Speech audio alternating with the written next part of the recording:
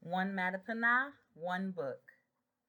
The Wild Robot by Peter Brown. Chapter 6 through 10. Page 13. Chapter 6. The Climb. Crack, thunk, clang. Roz was having a little trouble climbing the cliffs. She had a new dent on her rear and a long scrape down her side, and she was just about to get another ding when a crab scuttled out from under a piece of driftwood. The crab looked up and immediately showed off his giant claws. Everyone was afraid of his claws, but not the robot. She just looked down and introduced herself. Hello, Crab. My name is Roz. After a brief standoff, the crab cautiously backed away, and that's when Roz noticed how easily he moved over the rocks. With his wide stance and his grippy feet, the crab could crawl up and down any rock face. So Roz decided to try out his climbing technique. She spread her arms wide and clamped each of her hands onto the cliffside. She jammed one foot into a crack and lifted her other foot onto a narrow ledge. And just like that, she was climbing. Roz moved awkwardly at first. A chunk of rock crumbled in her hand, and she had trouble finding footholds. But as she climbed higher and higher, she started to get the hang of it. Seagulls squawked from their cliff nest and soared away when the robot came too close, but Roz paid them no mind. She was focused only on getting to the top. Up and up and up she went, methodically climbing past nests and ledges and tiny trees rooted in the cracks, and before long, our robot felt the soft soil of the island beneath her feet.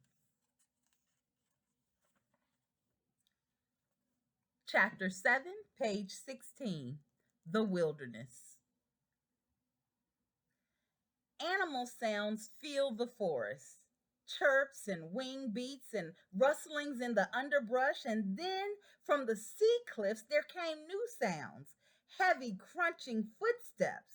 The forest animals fell silent, and from their hiding places they watched as a sparkling monster stomped past. But the forest was not a comfortable place for Roz. Jagged rocks and fallen trees and tangled underbrush made it difficult for her to walk.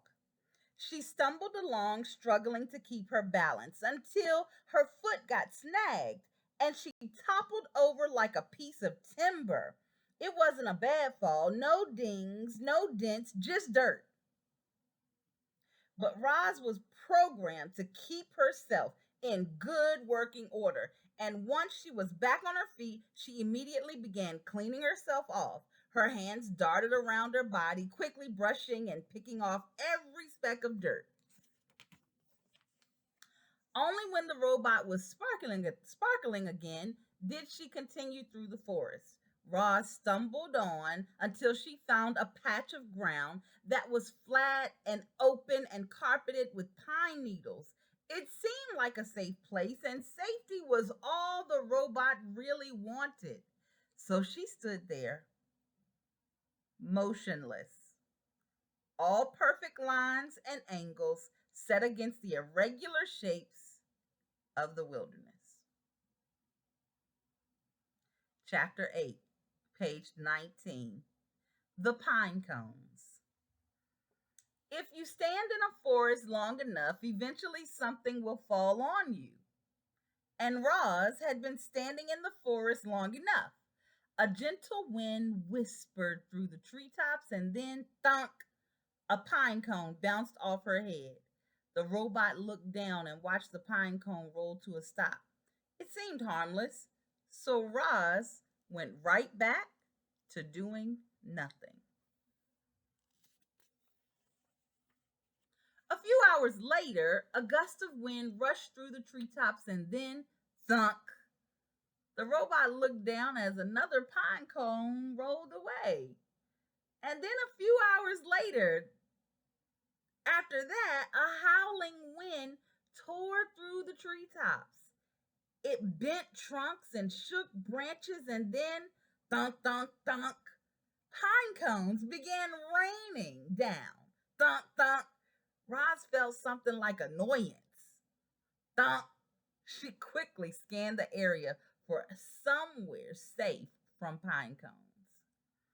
As she spotted the perfect place when she looked up at the huge rocky shape that towered above the forest.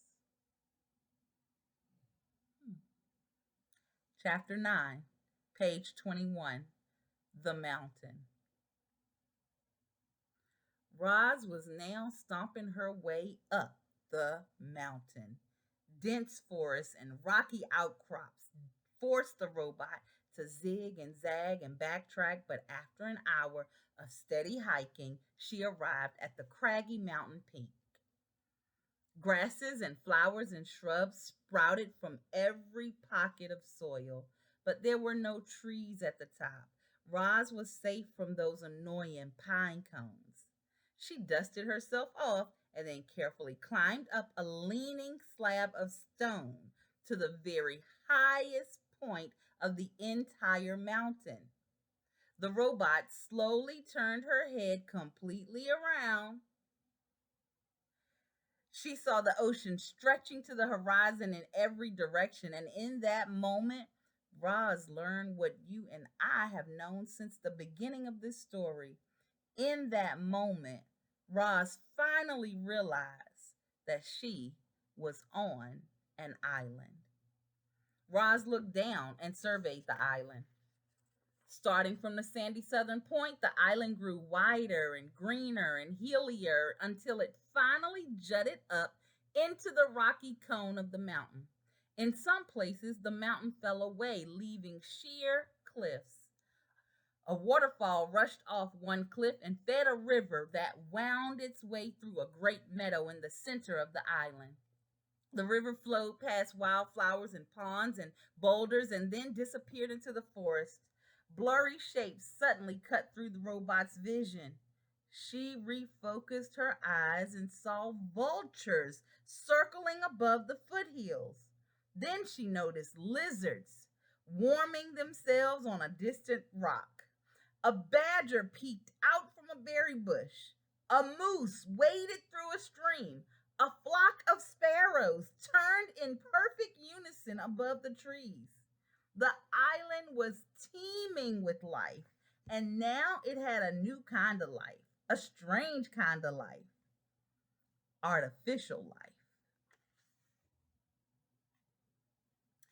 Chapter 10, page 24, The Reminder. I should remind you, reader, that Roz had no idea how she had come to be on that island. She didn't know that she'd been built in a factory and then stored in a warehouse before crossing the ocean on a cargo ship.